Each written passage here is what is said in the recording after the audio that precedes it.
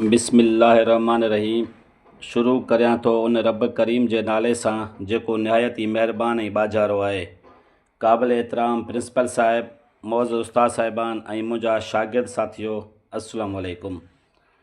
अॼु मुंहिंजी तक़रीर जो उनवान आहे आज़ादी जो ॾियारो ऐं मां पंहिंजे तक़रीर जी शुरूआति हिन शेर सां कंदुसि। वतन जी मिटीअ खां वध को सोन नाहे, वतन जी मिटीअ खां वध को सोन नाहे, वतन जी इज़त खां वॾो को कानून नाहे।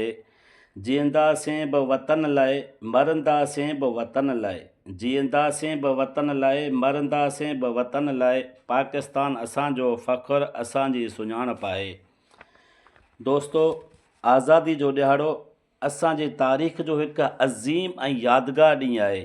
14 अगस्त 1947 ईस्वी सिर्फ़ु कैलेंडर ते लिखियलु हिकु तारीख़ न आहे, पर उहा उन्हनि लखें क़ुर्बानीनि जी यादि आहे जन जे बदौलत अॼु असां हिकु आज़ादु मुल्क में साहु खणी रहिया आहियूं। दोस्तो, थोरो वेही सोचियो, जेकॾहिं असांजो मुल्क आज़ादु न हुजे हा त शायदि असांखे पंहिंजी मज़हब, पंहिंजी सक़ाफ़त ऐं पंहिंजी सुञाणप सां ज़िंदगी गुज़ारण जी आज़ादी न मिले हा।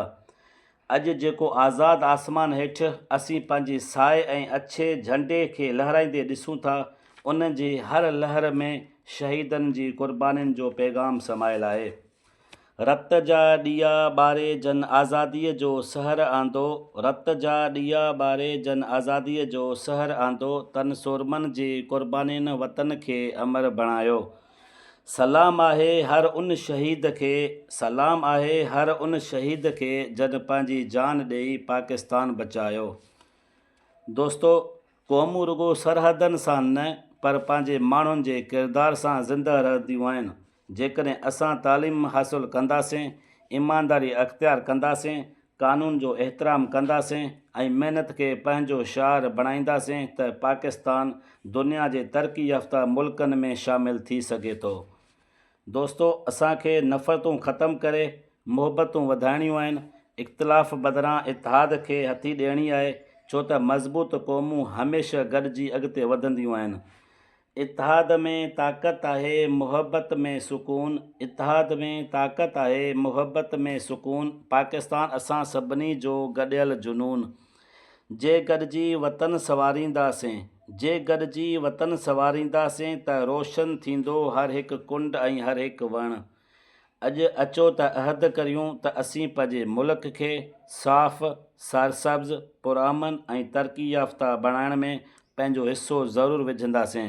असां मां हर शागिर्द जेकॾहिं सच ॻाल्हाइण, महिनत करण ऐं वतन सां वफ़ादार रहण जो अज़म करे त पाकिस्तान जो मुस्तक़बिल यकीनन रोशन थींदो। आख़िर में मां हीअ शेर चई पंहिंजी जाइ वठंदुसि। सायो सलामत पाक झंडे जो, सायो सलामत पाक झंडे जो, हमेशह मथां हूं शान रहे। अमुन मुहबत ऐं तरक़ीअ सां, अमुन मुहबत ऐं तरक़ीअ सां मुंहिंजो पाकिस्तान आबाद रहे। पाकिस्तान ज़िंदाबाद।